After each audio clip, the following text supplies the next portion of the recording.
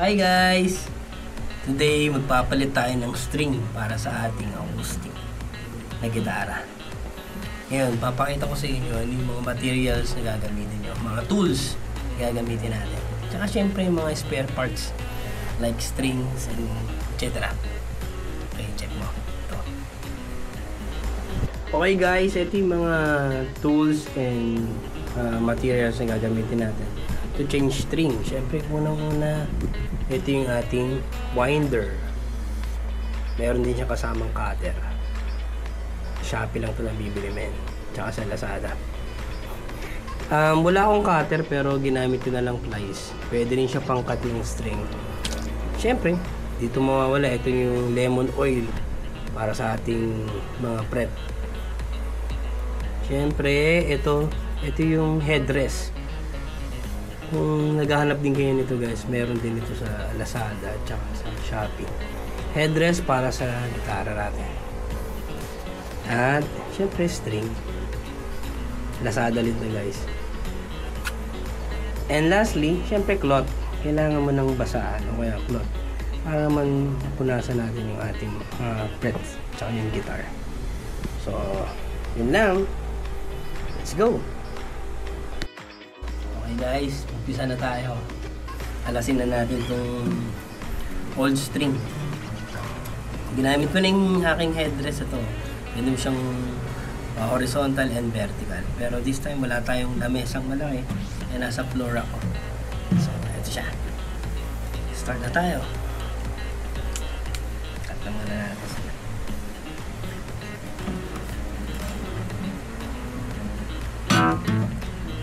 Siyempre, first, i-loose mo muna yung tension. Loose mo muna yung mga yan. Bago natin siya.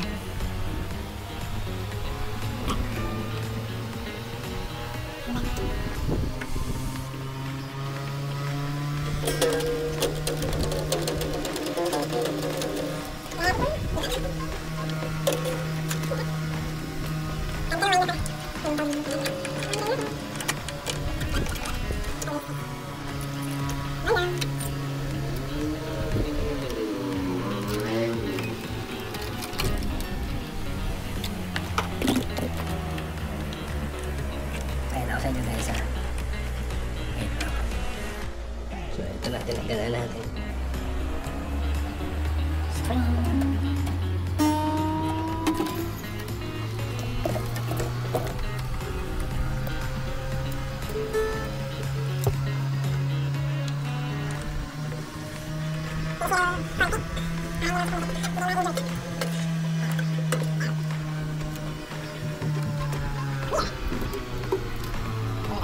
Ito guys, natanggal na natin. Ito sa winder natin guys, meron siyang pangtanggal niyan. Ito diba? Para hindi na natin kamayin. Yan. Para hindi na natin siya masyadong kamayin. Ito, malinis na natatanggal siya. See? Easy lang.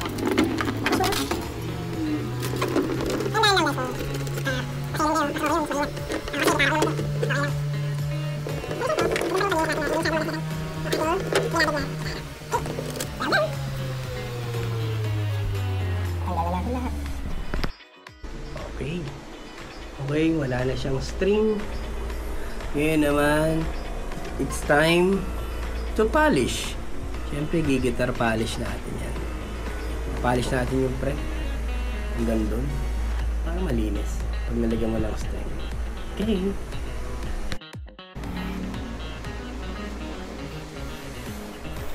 So, ngayon guys, magpapolish na tayo. Ngayon maglalagay na ako ng oil dito sa ating basahan o cloth. Cloth natin. Kasi pasay ko na natin.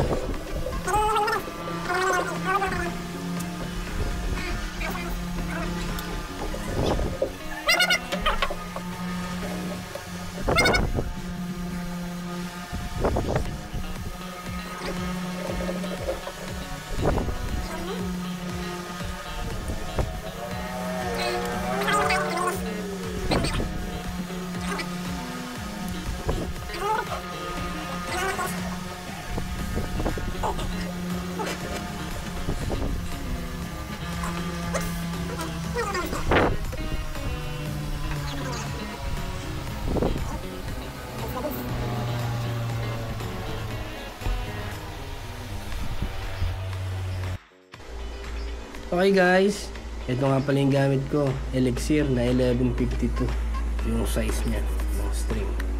So let's go, kabit na natin to.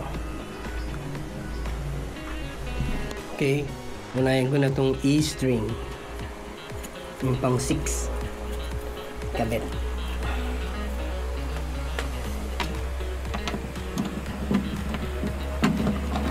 Make sure nyo lang ito guys, sigurado nyo lang ito na nalagay ganyan, ayun, na lumabog siya.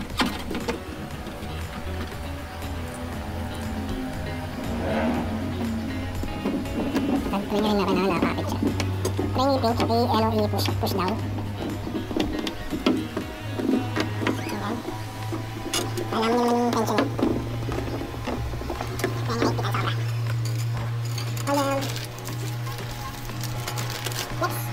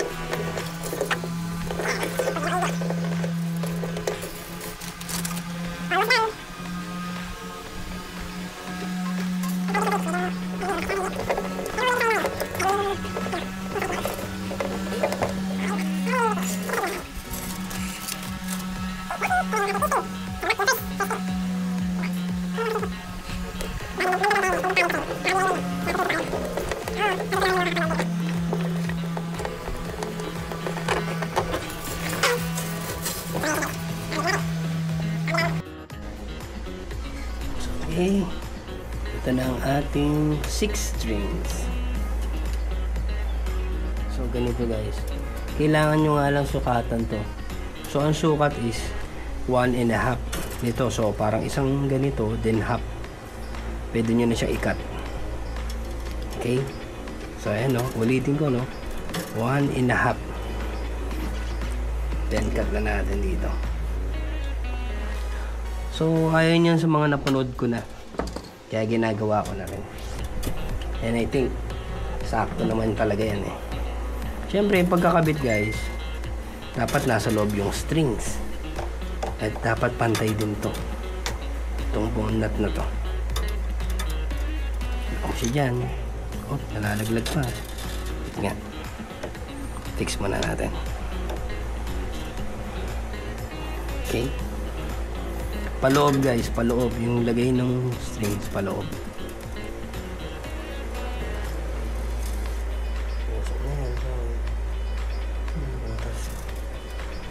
Yung tapos paloob siya. Yung ikot natin pataas guys, no? From top to bottom. So gamitin natin itong winder natin. Okay. From top. Tapos ilalim nyo na lang to guys, yung pinakangipin, para mas maipit niya, mas malinis yung nangyayari.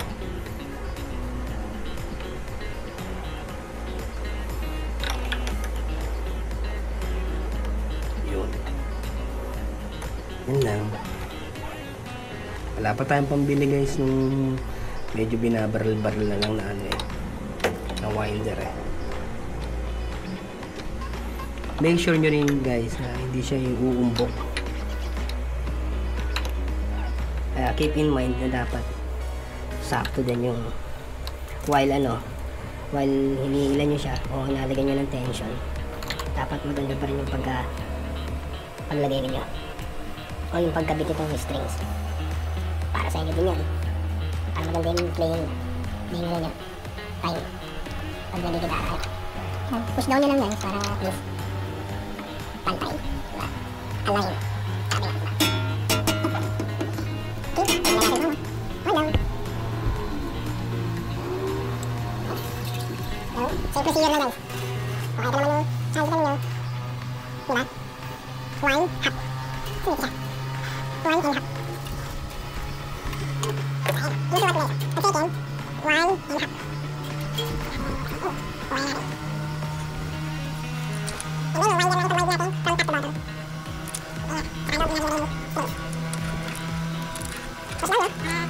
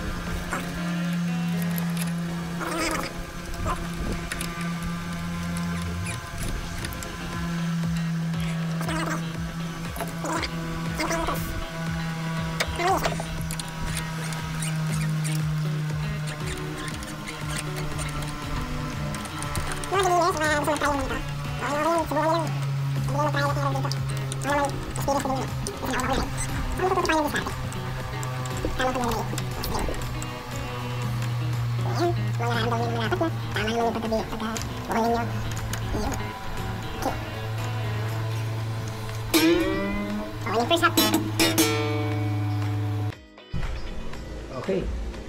Second half naman tayo ng string. So, ito na yung pang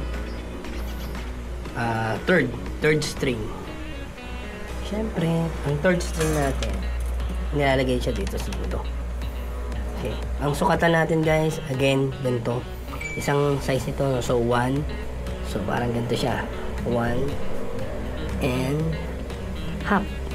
So, dito tayo banda magkakat. 1 and half. Cut natin dito. Para may idea yung makita nyo. Yan yung sukat ko guys. Oh.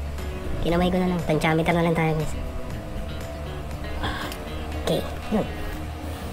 So yun na. Nakaga natin. Siyempre, don't forget, sa loob pa rin lagi ang umpisa. So, paano naman yung natin? Kung dito, from the top tayo. Dito rin from the top. Yung pag-wind natin, from top to bottom. Okay. Ito na.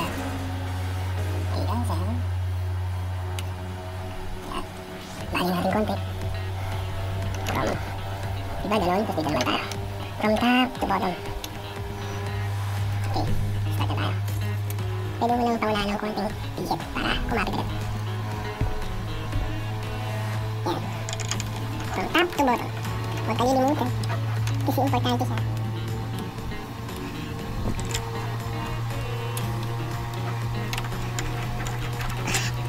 Tingnan natin.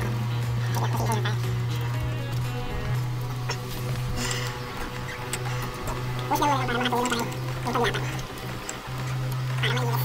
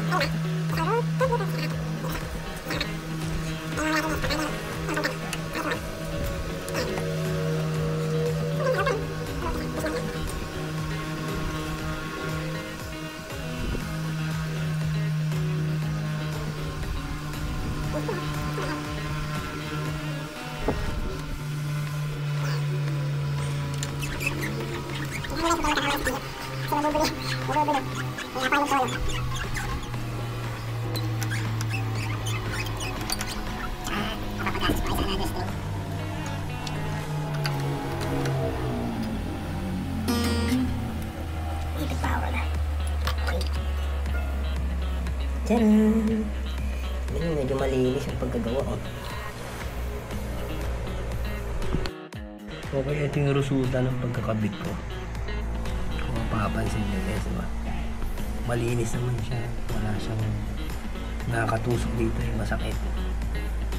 So, okay. Check na natin yung kabila. Dito naman, make sure nyo na nakalock talaga siya ng todo.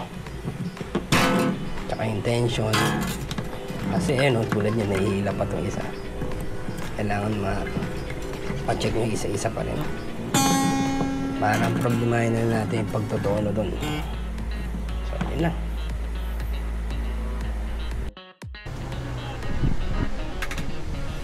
Okay guys, ngayon itutulo naman natin ating bagong palit na string. Okay na rin yung tension natin, pinihila ko na yan.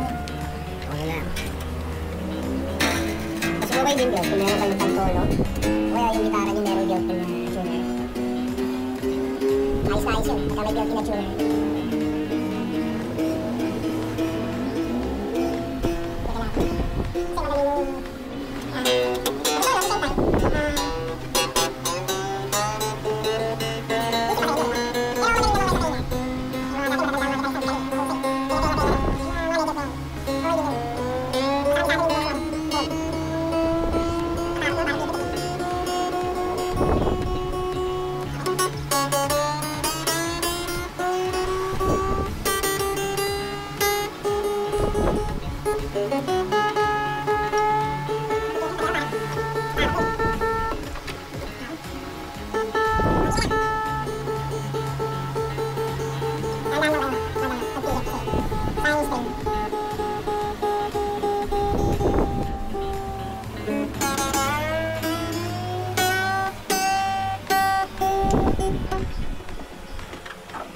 Kita niyo lang.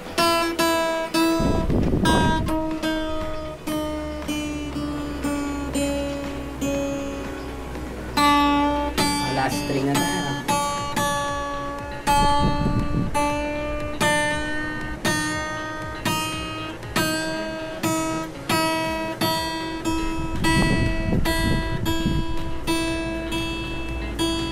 Yun.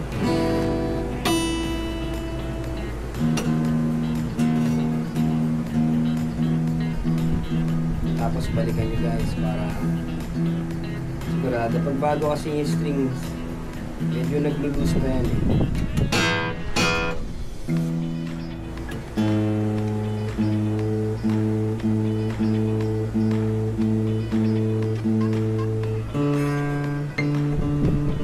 Nakatop yun agad. Bago pa kasi.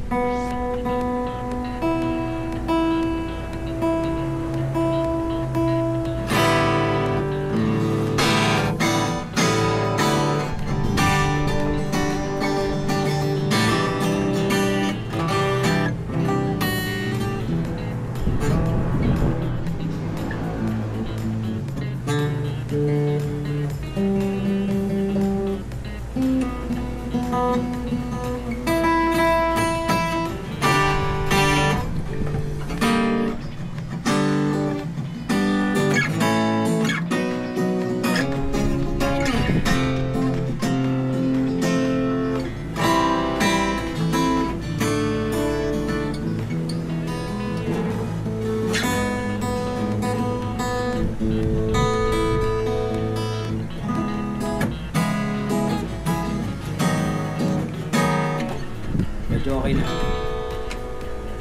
Ito na. So yun lang guys, ganun lang kadali magpalit ng strings. Kaya katulad ko ng beginner din, hindi naman ganun kagaling. Susubok lang rin ako. Yun lang guys, peace out. Mga musikeros, kita-kits next time.